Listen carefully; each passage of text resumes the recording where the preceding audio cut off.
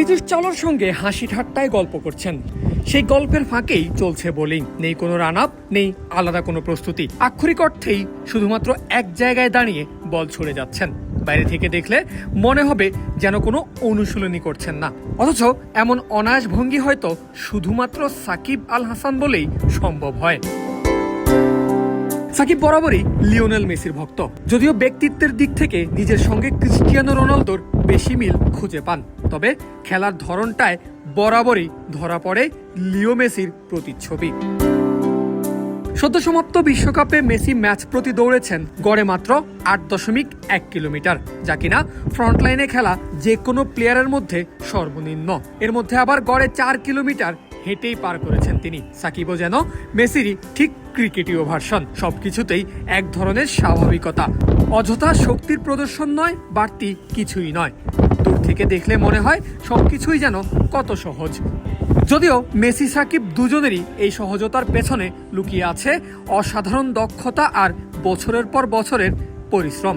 5+ star rating প্রাপ্ত দেশের সর্বোচ্চ বিদ্যুৎ সাশ্রয়ী ওয়ালটন এসি। স্মার্ট কমফোর্ট এখন নেক্সট লেভেলে। সাকিব বহুবার বলেছেন বোলিংটা তার কাছে সহজাত।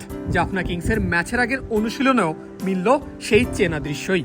গল্প করতে করতেই বল ছুড়ে যাচ্ছেন, যেন শরীর নিজে থেকেই জানে কি করতে হবে। এই অনায়াস বোলিং অ্যাকশনের পেছনেই গড়ে উঠেছে এক কিংবদন্তির ক্যারিয়ার। আন্তর্জাতিক ক্রিকেটে উইকেট 712টা, আর পেশাদার ক্রিকেটের সংখ্যাটা 1269। একটু খেয়াল করলেই চোখে পড়বে বাঁহাতে এখনো ব্যান্ডেজ বাঁধা। যুক্তরাষ্ট্রে মেজর লিগ ক্রিকেটে খেলতে গিয়ে পাওয়া সেই চোট নিয়েই খেলছেন এলপিএলেও।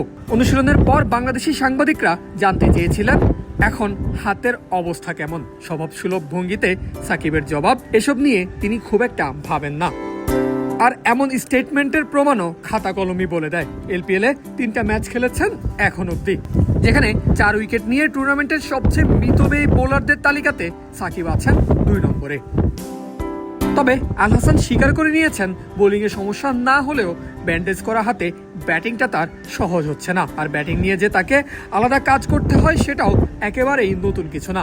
এদিনও মাঠে পৌঁছেই সবার আগে ব্যাট হাতে নেমে পড়েছিলেন আরেক বাংলাদেশি তাওহিদ হৃদয় ছাড়া জাফনার বাকি কোনো প্লেয়ারই তখনও মাঠেও নামেনি সেভাবে। কিন্তু সাকিব ব্যাট হাতে তখন নিজের মতো করে ঘাম ঝরিয়েছেন নীরবে, নিখুঁতভাবে।